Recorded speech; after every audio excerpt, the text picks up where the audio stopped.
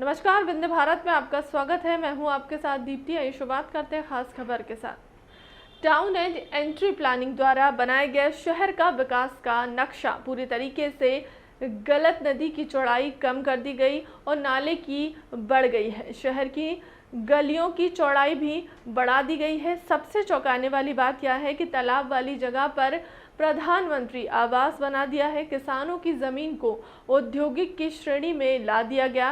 यह कहना था जिला पंचायत अध्यक्ष अभय मिश्रा। आइए आपको सीधे लेकर चलते हैं जावेद अंसारी के पास, जो अभय मिश्रा से शहर के विकास के लिए बनाए गए नक्शे पर बातचीत कर रहे हैं। नमस्कार, आप देख रहे हैं विंध्य भारत में जावेद राजेश विश्वकर्मा के साथ।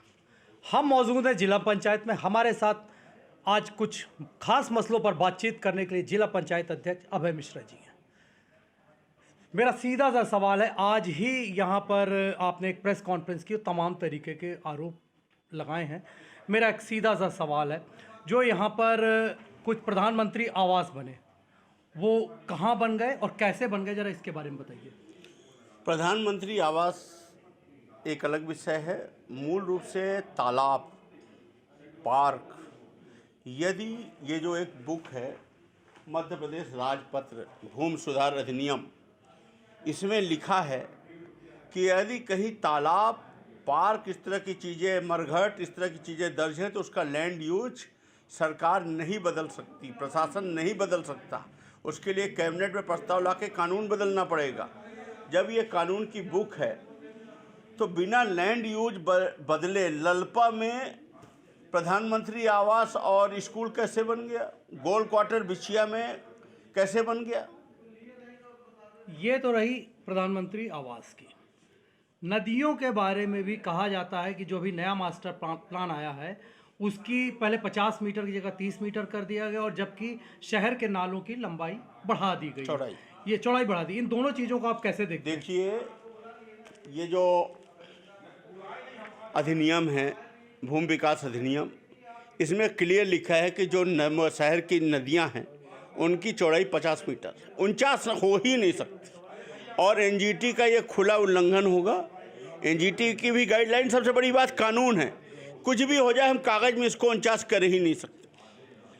अभी 2021 का जो मास्टर प्लान था उसमें 50 मीटर था। अब 2035 का जो मास्टर प्लान ये अप्रूव हो रहा है, जिसके प्रारूप की बैठक थी, उसमें 30 मीटर रखा गया है। और यहाँ कुछ भी हो सकता है 30 मीटर। कानून को एकदम इतर दिखाते हुए 50 का 30, दूसरी तरफ नदी नाले, झिरिया नाला, महिया नाला और चदुआ नाला, ये तमाम नाले जहाँ लोगों की बस्तियाँ, घनी बस्तियाँ हैं, घोघर तरफ के नाले, अभी तक मास्टर प्लान 2021 में इनकी चौड़ाई 4.5 से 6 है। कोई शौक नहीं है, कोई नहीं मांग रहा। ये बात हुई नदी नालों की, मैं इसमें सड़क को भी जोड़ दीजिए। मैं बताता हूँ, नालों में कोई ऐसी चीज़ नहीं है। आप वो 4.5 जो 4.5 से 6 है वही नहीं खाली हो पा रहे, क्योंकि लोगों ने उसके अनुरूप पहले नक्शा पास करा लिया है 4.5 से 6 के कानून का। अब आप उसको जबरन नौ कर रहे हो। चुनाव के पहले याद होगा आपको, पहले भी यहाँ पर छोटी छोटी बस्तियों में गरीबों के ऊपर कितने बुलडोजर चलाए गए। अगला चुनाव आने वाला है, सबके अंदर भय रहेगा कि 9 मीटर कानून में अब हो गया है, अब हमारा घर तो है ही है, जहाँ फीता लगा दो उसी का घर आ जाएगा। सब पे एक भय का वातावरण, जब चाहो जिसका मकान गिरा दो, क्या ज़रूरत है उसको करने की? और जब 4.5 से 6 है तो उसको 6 रहने दो, अधिकतम उसे 9 करने की कोई ज़रूरत नहीं। और 50 को आप उल्टा 30 कर रहे हो। आप सड़क की बात कर रहे हो, इसमें 7.5 मीटर चौड़ाई तक की सड़क दर्ज है। 7.5 आपको गल्ला मंडी से लेकर वो MPEB से होकर वो अतरी सिंधी कॉलोनी से लेकर अर्जुन नगर को जाने वाली 9 मीटर भी दर्ज है। SK स्कूल दर्ज है। फोर्ड रोड को आप चौड़ा करके उसका भी वो इतनी चिंता कर रहे हो कि वो भी चौड़ी करके इसको गिराएंगे, सब दर्ज है। लेकिन रीवा का 10 जनपद जिसमें मैं रहता हूँ वो दर्ज नहीं है। कोई खास वजह? रीवा का 10 जनपद जिसमें हमारे माननीय मंत्री जी, पूर्व विधायक और कई पंचूलाल जी, हम सब लोग जिसमें से रहते हैं, जो आपके वक्फ बोर्ड की ज़मीन पर जो निर्मित है ये पूरी कॉलोनी है, यही बसा है। वहाँ से जो वो रोड जा रही है और वहाँ से होते हुए वहाँ 18 मीटर कम से कम होनी चाहिए उसको। आज भी 15 मीटर से कम कहीं नहीं होगी, उसका जिक्र नहीं। एक सवाल और भी है, उद्योग विभाग में एक तरफ चौराहटा में है, दूसरी तरफ वहाँ पर कृषि की जमीनें थी, उसको लेकर भी कुछ विवाद सामने आया है। किसान तो मर गया, रीवा का किसान मर गया। उसकी जितनी ज़मीन थी पहले ही इतना कर लिया गया था और उपयोग हुआ नहीं। आज 17,000 हेक्टेयर से ज़्यादा फिर ले लिया। लैंड यूज उसका किसी में आवासीय, किसी में औद्योगिक, सबका डाइवर्सन शुल्क उसे डबल देना पड़ेगा। अब वो बेचारा खेती भी नहीं कर सकता, वो उसको बेच भी नहीं सकता। वो तो मतलब उसकी क्या स्थिति होगी, आप खुद कल्पना करें। आप बैठक में मौजूद थे। एक बड़ा सवाल ये होता है कि जैसा कि आपने अभी एक किताब दिखाई, ये किताब आपको बैठक में क्या दी गई थी? नहीं, ये तो किताब कलेक्टर साहब के हाथ में नहीं थी। आप कलेक्टर साहब से पूछ लीजिएगा। कलेक्टर साहब ने वहाँ किताब मांगी, खुद मांगी, तब मैंने उनको, तो इन लोगों ने कुछ नहीं दी, वो कंप्यूटर में बस ऐसे ही। तो मैंने कलेक्टर साहब को बताया कि साहब ये मैं उससे नेट से निकाल के लाया हूँ, अगर आप आवश्यक समझे तो इसको देख लें। किसी को कोई जानकारी, कोई सूचना नहीं, ग्रामीण जनता को कोई सूचना नहीं। कहते हैं कि उसके घर के बाहर चस्पा कर दिया गया था।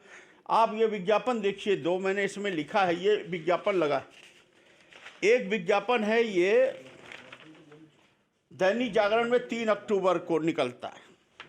30 अक्टूबर तक लास्ट डेट है। इसमें कहीं नहीं लिखा है 30 अक्टूबर तक।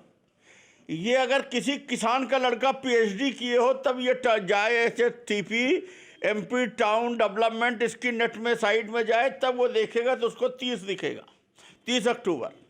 ठीक, मैंने किसान पहले पीएचडी एमएससी करे तब फिर इनसे इसके बजब के सीधा सीधा एक लाइन लिख देना था कि 30 अक्टूबर तक दावा आपत्ति। शासन का निर्देश है, समाज प्रशासन विभाग का है। इनके विज्ञापन में, इनके भी प्रक्रिया में भी लिखा है कम से कम राज्य स्तरीय 2 अखबारों में होना चाहिए जारी। इनका दोबारा छपाया जाना ये बताता है कि हाँ 2 स्तरीय होना चाहिए। एक बार ये 3 अक्टूबर को करते हैं, लास्ट डेट है दावा आपत्ति की 30 अक्टूबर। अब दूसरा ये विज्ञापन कर रहे हैं 10 नवंबर को विंध्य भारत में। उसका जब नेट खोल के, उसकी लिंक खोल के अंदर देखते हैं तो आपत्ति का समय है कितना, 30 अक्टूबर। मैंने किसान 10 नवंबर का अखबार, 10 नवंबर के अखबार को पढ़ के उसकी लिंक में जाएगा, पीएचडी करेगा, फिर अंदर जब झांकेगा तो उसमें पाएगा कि 30 अक्टूबर लास्ट डेट थी। तो फिर तुम 10 नवंबर को क्यों छपा रहे हो? इसलिए छपा रहे हो क्योंकि 2 अखबार करना जरूरी था।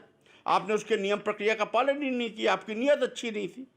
सीधे सीधे ये इसमें प्रक्रिया ही त्रुटिपूर्ण है। ये कोर्ट से तो 2 मिनट में रुक जाएगा, कोर्ट से 2 मिनट में रुक जाएगा। ये प्रक्रिया ही गलत है। तमाम तरीके के, जिस तरीके से इस बार टाउन एंड कंट्री प्लानिंग में 2035 तक का जो भी यहाँ पर प्लान आया है वो निश्चित रूप से काफ़ी गलत है। इसमें काफ़ी चौंकाने वाली बात है। जो सबसे ज़्यादा चौंकाने वाली बात थी, प्रधानमंत्री आवास उस जगह बनना जिस जगह तालाब, नदियों की चौड़ाई कम करना, तालाबों की, नालों की चौड़ाई को बढ़ा देना। किसान, साफ तौर से जिला पंचायत अध्यक्ष का कहना था किसान मर गया। हम इस खबर पर लगातार नजर बनाकर रखेंगे और इस पर आगे जो भी होगा उसको भी दिखाएंगे। बारात घर आप खुद सोचिए, बारात घर जैसी समस्या किसी भी शहर के लिए, आज कोई भी शहर थोड़ा विकसित है तो वो बारात घरों को अलग जगह कर दिया है। कोई भी शहर थोड़ा विकसित है, तबेलों को अलग जगह किया हुआ है। इस पूरी विकास योजना में कहीं तबेलों का जिक्र नहीं है। तबेला मतलब गाय भैंस को कहाँ रखने, गौशाला का जिक्र नहीं है, शादी बारात घरों का जिक्र नहीं, तमाम तरीके की विसंगतियां। आप बैठक में उपस्थित थे, आपने क्या किया? ये केवल जमीन हथियाने का खेल है। आप बैठक में तो आपने किया ये क्या? देखिए ना, आपने विरोध किया? ये मेरा, मैंने जो किया, मैंने ये विरोध किया। मेरा ये पॉइंट लिखा है मैंने, ये चीज़ें। रीवा विकास योजना 2015 का ग्राम पंचायतों की ग्राम सभा से अनुमोदन आवश्यक है, पहला मैंने बिंदु रखा है। इसका उन्होंने लेटर भी दिया। मैंने कलेक्टर साहब से कहा मैं ऐसे नहीं मानूंगा, मिनट बुक खोलिए आप, मिनट बुक में भी चीज़ों को लिखना हो तो अपन बैठे हवा में जाए। आपने विरोध दर्ज कराया, ये लिखा है, मुझे लेटर मिल गया ना टाउन कंट्री प्लानिंग का। सोनी जी वो लेटर दिखाइए। चलिए ठीक है, और हम इसके बारे में मैंने लिखा कि ग्राम पंचायतों का सुझाव है तो 1 सप्ताह की अवधि बढ़ाई जाए, आज तक नहीं बढ़ाया गया। चलिए इसके बारे में हम लगातार नज़र बनाकर रखेंगे। इसमें जो भी होगा हम उसको आप तक जरूर पहुंचाएंगे। तब तक के लिए अपने मेज़बान जावेद अंसारी को दीजिए इजाज़त और देखते रहिए विंध्य भारत। फिलहाल के लिए अब तक की खबरों में इतना ही। देश दुनिया की तमाम बड़ी खबरों के लिए बने रहे हमारे चैनल के साथ। नमस्कार।